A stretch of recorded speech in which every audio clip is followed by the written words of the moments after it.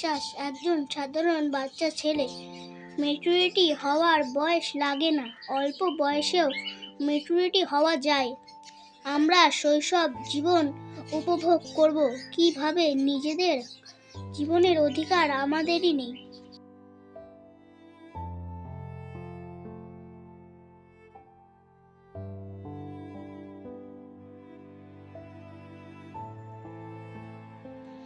পড়াশোনার চাপ, স্কুল থেকে এসে আবার টিউশন, খেলার টাইমটাও পাই না, যেন কোথাও হারিয়ে গেছে আমাদের সেই সম্পদটাই।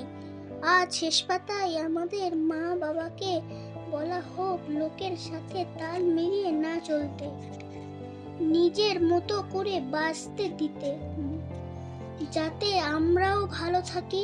সবাই কিন্তু সব পারে না।